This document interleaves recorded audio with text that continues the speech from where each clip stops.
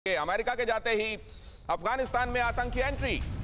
Kabul airport पर दिखा आतंकी अनस हक्कानी।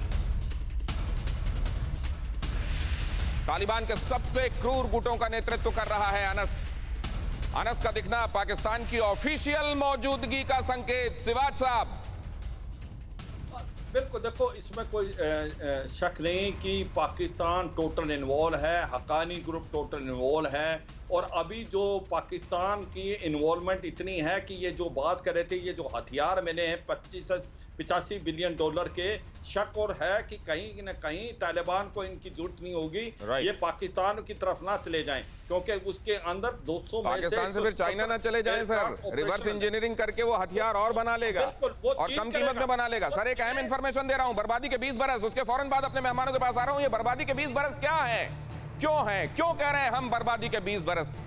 जब आप उन लोगों की संख्या पर निगाह डालेंगे जो बर्बादी की साग में जले हैं, तो आपको भी यकीन हो जाएगा। और अमेरिका ने कितनी बड़ी कीमत इसके लिए अदा की है वो जरा देखिए। अमेरिकी सैनिक हों, अमेरिकी कॉन्ट्रैक्टर हों, अफगान पुलिस सेना के लोग हों, नाटो के लोग हों, पत्रकार हों, देखिए क्या कीमत चुकाई गई है। 2461 अमेरिकी सैनिक, अमेरिकी कॉन्ट्रैक्टर 3846, अफगान पुलिस सेना 66,000 जवान, नाटो 1144 सैनिक, पत्रकार 72, 20 सालों की यह इबारत है। लेकिन यह इबारत जब लिखी गई बीच में कहीं दुरुस्त की जा सकती थी, लेकिन आज से 7 बरस पहले एक ऐसी गलती की गई जिससे इबारत और बड़ी हो गई। क्या गलती थी वो और क्यों की गई वो गलती? ओसामा बिन लादेन एबटाबाद में मिल गया, ओसामा बिन लादेन मार दिया गया। उसके बाद अमेरिका को लगा कि टारगेट अकम्प्लिश्ड। यही गलती थी और यहीं पर एक्चुअली अमेरिका ने अपने एक सैनिक को रिहा कराने के लिए जो आतंकी छोड़े, आज वो तालिबान में बड़ा चेहरा है। वो तब भी बड़ा चेहरा थे, लेकिन तालिबान की रीढ़ की हड्डी है वो, और उनके आ जाने के बाद जाहिर है उसको एक नई मजबूती मिल गई। बराक ओबामा, पूर्व अमेरिकी राष्ट्रपति, उन्होंने कहा था we don't leave our men in uniform in the foreign land, और इसी वजह से उन्होंने ये कहा और रिहा कराया सार्जेंट बाओ बैगडाल को। अमेरिकी सैनिक 28 साल के थे जब ये पकड़ लिए गए थे, और तब अफगानिस्तान से इनकी रिहाई के बदले में अफगानिस्तान में तालिबान के ये चेहरे छोड़े गए। और इनमें अगर आप देखेंगे हर किसी का एक खूंखार इतिहास है। खैरुल्लाह खैरख्वाह, ये ऐसा खतरनाक आतंकवादी, एक्चुअली हेरात प्रांत का जब ये गवर्नर था तब वहीं अलकायदा के प्रशिक्षण शिविर चला करते थे। ये पैदा तो कंधार में हुआ, लेकिन हेरात में जाकर ये गवर्नर बना और अपनी सरपरस्ती में इसने अलकायदा के ट्रेनिंग शिविर वहां चलने दिए। Osama bin Laden, Ayman al Zawahiri, Mullah Omar सबका करीबी माना जाता है। मुल्ला नूरुल्लाह जो कि मज़ार शरीफ में खास तौर से इंचार्ज था, और वो भी पकड़ा गया था। अमेरिका की ग्वांटानामो बे जो जेल है क्यूबा में, उसमें इसको रखा गया था, उसको भी छोड़ा गया। अब्दुल हक वसीक, इसको इंटेलिजेंस के मामले में बहुत शातिर दिमाग माना जाता है। अमेरिका ने पकड़ा लेकिन इसकी रिहाई के बदले में छोड़ा।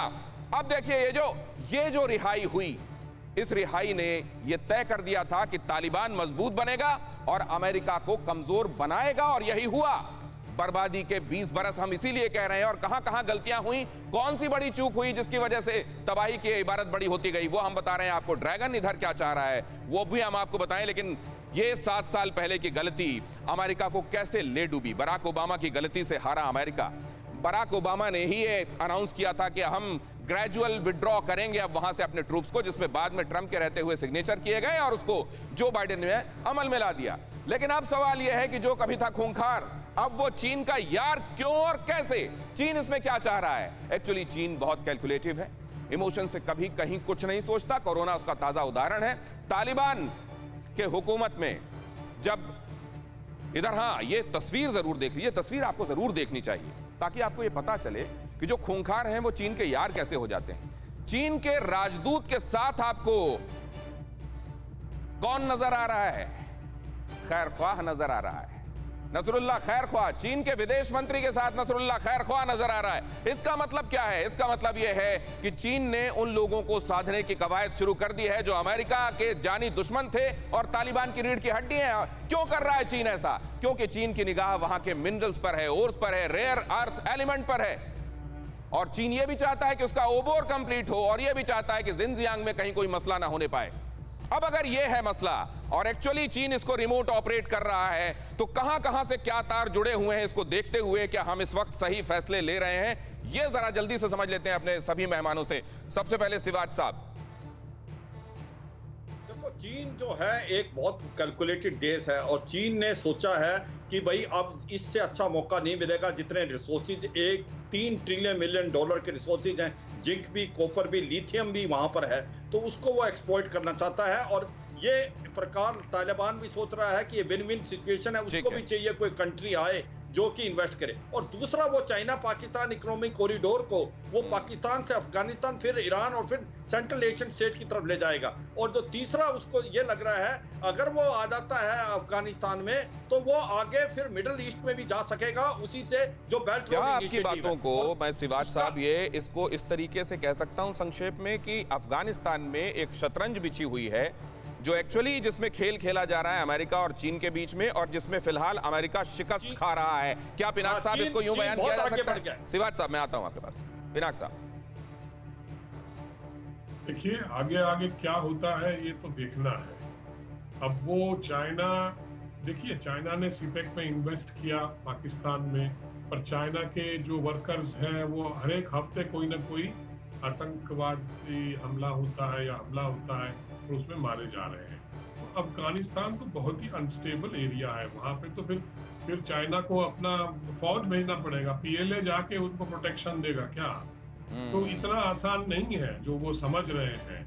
उनके लाले जरूर गिर रहे होंगे। मुझे तो एक चीज और लगती है, शायद अमेरिका ने ये कहा होगा कि ये मजा तुम चखना चाहते हो अफगानिस्तान में, तो आओ जरा चख लो, क्योंकि मैं थोड़ा सा इसका मजा देख चुका हूं। क्या आरती टिक्कू जी ये बात सही है? क्योंकि जिनजियांग के मामले में जिस ईस्ट तुर्कमेनिस्तान इस्लामिक मूवमेंट के लोगों को वो कह रहा है दूर रहो, और मुल्ला बरादर के साथ पहली मुलाकात में वांग यी ने कह दिया था कि आप सभी संबंध खत्म कीजिए तुर्कमेनिस्तान वालों से। क्या वो लोग एक्टिव, क्योंकि उन्होंने धमकी दे दी है कि हम नहीं मानेंगे, हम तो आजाद कराएंगे उसको, क्या ये चीन के लिए बड़ी चिंता है? हमने की गलती फिर एक बार, कोरोना ने किया दोबारा प्रहार। मास्क, 2 गज दूरी, करें अपनी सुरक्षा पूरी। कोरोना टीका हम सबको लगाना है, मिलकर साथ समझदारी से कोरोना को हराना है।